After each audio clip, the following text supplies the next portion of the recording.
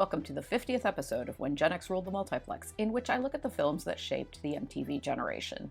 Before becoming the powerhouse director of such box office juggernauts as Aliens, Titanic, and Avatar, James Cameron got his start working as a special effects artist for B-movie impresario Roger Corman. Cameron only had one directing credit to his name, the low-budget Italian-made quickie Piranha 2: The Spawning, when he teamed up with producer Gale Ann Hurd, Corman's former assistant, to make a sci-fi film called The Terminator. Made by Orion Pictures for a reasonable budget of $6.4 million from a screenplay by Cameron, Hurd, and William Wisher, The Terminator became one of the top films of 1984 and went on to spawn an immensely profitable franchise. We open in Los Angeles in 2029 in a bleak post-apocalyptic wasteland. Tanks drive over a train of human skulls while firing laser bolts at soldiers. On-screen text informs us that machines rose up and took control of the world after a nuclear Armageddon and are now trying to exterminate all surviving humans. The Terminator's synth-heavy score is the work of composer Brad Fiedel, and the theme music, which was also used in the highly successful sequel, 1991's Terminator 2: Judgment Day, is very memorable. After this brief glimpse at our ruined future, we skip back to 1984 Los Angeles at night at the Griffith Observatory, where a hapless trash collector's truck inexplicably stalls. The power flickers, a wild wind kicks up, electricity crackles, and a totally ripped and totally naked man appears out of nowhere. This is the Terminator, and he's played by the future governor of California, Arnold Schwarzenegger, a former bodybuilder who was already known for films that capitalized on his magnificent physique, like Hercules in New York, Conan the Barbarian, and Conan the Destroyer. Despite having only a very small handful of lines in this film, Schwarzenegger immediately broke into major mainstream fame with this role.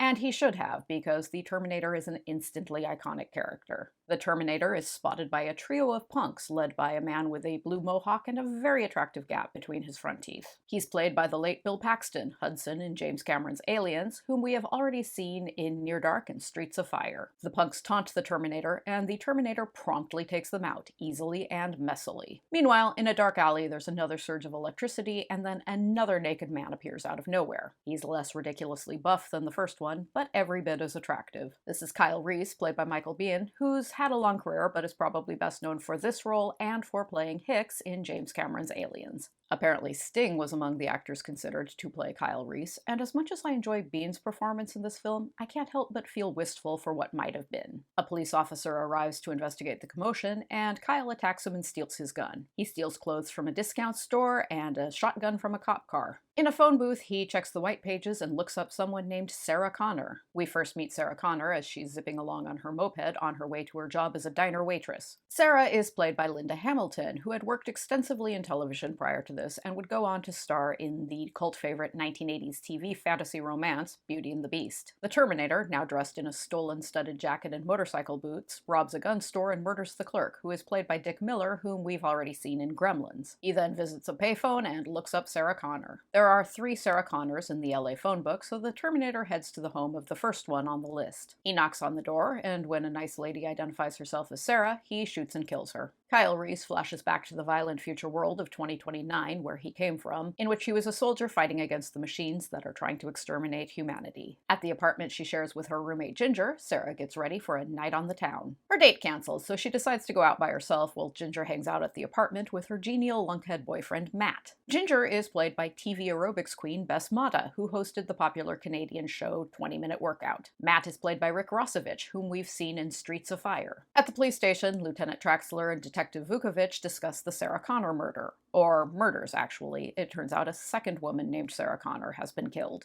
Vukovich calls our Sarah Connor to warn her that a killer may be targeting her, but Ginger and Matt are too busy having sex to pick up the phone. Traxler is played by the late Paul Winfield. You have probably seen him in many different projects, but I remember him best from Star Trek II: The Wrath of Khan. Vukovich is played by Lance Henriksen, Bishop in Aliens, whom we've already seen in Near Dark. Henriksen was Cameron's original pick to play the Terminator until executives at Orion Pictures pressured him to cast a bigger name. Actually, they pressured him to cast O.J. Simpson as the Terminator and tried to pressure him to cast Schwarzenegger in Michael Biehn's role, but I think we can all agree the casting situation eventually was sorted out for the best. At a restaurant, Sarah sees a news report about the 2 dead Sarah Connors and gets a little weirded out. Outside, she spots Kyle Reese following her, so she ducks into a nightclub called Tech Noir to avoid him. I already talked about the Tech Noir hybrid genre in my analysis of Blade Runner, but it's generally accepted that the term was originally coined by Cameron for the name of this nightclub. The Terminator, with its blend of noir elements and dystopian sci-fi, is very much a Tech Noir film. The Terminator shows up at Sarah's apartment looking for Sarah and murders Matt and Ginger. From the club, Sarah leaves a panicked message for Ginger on the answering machine, which the Terminator overhears. Sarah calls the police and talks to Traxler, who urges her to stay at the club until the police arrive. While Burnin' in the Third Degree by Tawny Kane and Triangles plays, the Terminator arrives at Tech Noir. Before he can kill Sarah, Kyle Reese pops up with a shotgun and blasts him, which fails to kill him because, of course, the Terminator is a nigh unstoppable cyborg from the future. Kyle and Sarah speed away from the club while the Terminator clings to their windshield. When they finally manage to shake him off, the Terminator steals a cop car and heads after them. Kyle explains to a freaked out Sarah that he's from the future, and the Terminator is a cyborg who's trying to kill her. Inside the relative safety of a parking garage, Kyle tells Sarah the Earth will be destroyed in an imminent nuclear war, sparked by Defense Network computers that learned to think for themselves and decided to wipe out humanity.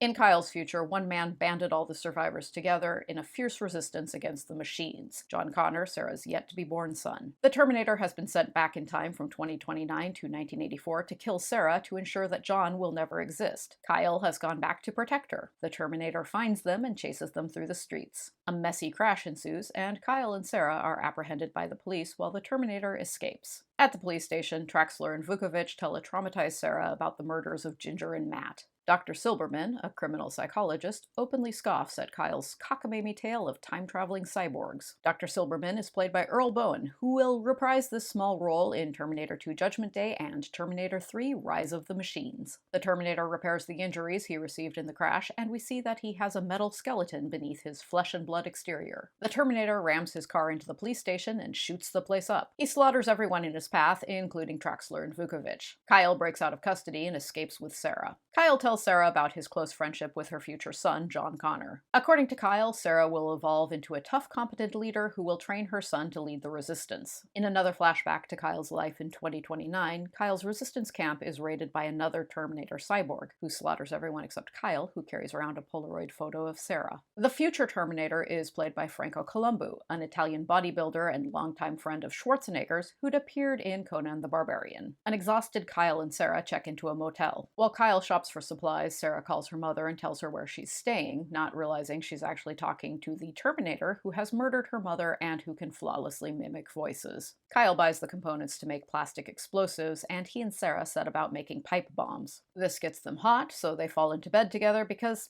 hey, John Connor has to be conceived at some point. The Terminator finds them in the morning. Sarah and Kyle steal a truck and speed off while lobbing pipe bombs at the Terminator, who follows them on a motorcycle. The Terminator hijacks an oil truck, which Kyle blows up with a pipe bomb. The Terminator emerges from the fiery wreckage as an animate metal skeleton, the human flesh having burned right off his body. He pursues Sarah and a badly injured Kyle into an empty factory. As the Terminator closes in, Kyle blows the Terminator apart with a pipe bomb, then dies from his injuries. The Terminator's upper torso drags itself after Sarah, who crushes it with the factory machinery. Later, a visibly pregnant Sarah drives through Mexico, well on her way to becoming the resourceful resistance leader who trains John Connor. A local boy takes a Polaroid photo of her. Sarah buys it from him, and it turns out to be the photo Kyle carries with him in the future. As she drives into the horizon, an ominous storm moves in. There's a credit at the end added after the theatrical run that reads, "Acknowledgement to the works of Harlan Ellison." Ellison, the noted sci-fi author who also wrote prolifically for television, threatened legal action against the production for bearing too many similarities to an Outer Limits episode he wrote based on one of his short stories, Soldier from Tomorrow. As part of an undisclosed settlement agreement, this acknowledgement was added to the credits. An unexpected critical and commercial hit, The Terminator was followed by an immensely popular sequel, 1991's Terminator 2 Judgment Day, which was also directed by Cameron and starred Schwarzenegger and Hamilton. Cameron then stepped away from the franchise, which went on to include 2003's Terminator 3 Rise of the Machines, 2009's Terminator Salvation, which featured none of the original cast, 2015's Terminator Genesis, which featured Game of Thrones' Emilia Clarke as Sarah Connor, and 2019's Terminator Dark Fate, which featured Schwarzenegger and Hamilton and was produced, though not directed, by Cameron. There was also a 2008 TV series, Terminator The Sarah Connor Chronicles, which featured Game of Thrones' Lena Headey as Sarah Connor. Terminator 2: Judgment Day is, like the original, a classic of the sci-fi genre, praised by critics for the way it combines a rip-roaringly satisfying story with state-of-the-art special effects. After that high point, though, the subsequent projects have seemed superfluous. They aren't bad for the most part, but they don't add much value to the franchise as a whole. The Terminator is a fully contained story that doesn't need all this expansion and elaboration. While it was funded by a Hollywood studio, it has the soul of a B-movie, albeit one that's done extraordinarily well. The script is good, the dialogue is snappy and clear, the characters are well developed and believable, and the fast-paced plot builds to a satisfying ending. I'm perfectly happy that Cameron expanded on that universe for Terminator 2, because that film was a lot of fun and featured some powerhouse work from Linda Hamilton as a grimmer, darker Sarah. But beyond that, I don't have a burning need to know more about the life of John Connor and his friendship with Kyle Reese in a nightmarish future, or about Sarah Connor's adventures on her way to becoming a hardened resistance leader, or the details of how the self-aware defense system Skynet destroyed the world. The story of the Terminator wasn't designed to serve as the foundation of a richly detailed mythology. It was designed to entertain viewers for a couple of hours in a movie theater. By the way, I am not knocking the Terminator in any way by comparing it to a well-funded B-movie. I think this is a terrific film. What I mean is that there are no layers of meaning to it. To think back to other sci-fi films I've discussed here, Blade Runner is about what it means to be human. The Thing is about the destruction wrought by paranoia. Brazil is about the poisonous nature of bureaucracy. The Terminator is not about anything except what you see on the screen. The script has a clever structure, especially in the first act where everything the Terminator and Kyle Reese do exists in parallel. They arrive from the future naked, they steal clothes, they hotwire cars, they acquire guns, they react violently to anyone who gets in their way. They search through the phone book to find Sarah Connor. That's clever, but there's no meaning behind it. In a film with loftier ambitions, the filmmakers might want viewers to think, aha, we're seeing all these parallel scenes because Kyle Reese and the Terminator are more alike than different, and maybe that means humans are no different from Terminators. That's emphatically not the case here. As it unfolds, the Terminator is all bad and Kyle Reese is all good, and the parallel structure is just intended to build suspense throughout the first act. And that's totally cool. I'm a sucker for a well-made commercial film that exists only to entertain, and The Terminator is a thumping good time. The Terminator is an excellent example of a filmmaker making the best possible use out of the available resources. The budget for the film was comfortable but far from extravagant, and James Cameron put his experience working on films with shoestring budgets for Roger Corman to excellent use by making the surroundings work to his advantage. Much of the film was shot at night, and Cameron chose exterior locations lit by bright white mercury vapor street lamps to save money on lighting. The special effects are the work of the legendary Stan Winston, and they've held up very well because they are largely practical effects like miniatures and puppets instead of visual effects created in post-production. Visual effects like CGI look state-of-the-art at the time a film was made, but tend not to age well simply because visual effects technology is a rapidly evolving field, and each new breakthrough makes everything that came before it look dated. Apart from some stop-motion effects that are showing some age, the Terminator largely avoids that trap. Because Cameron made a lot of smart decisions while helming his first major production, the Terminator still looks pretty darn good, 37 years after its release. Next time, we're going to stick around in 1984 for a while longer with a look at Ghostbusters. Thank you for joining me here today, and I'll look forward to seeing you here for that.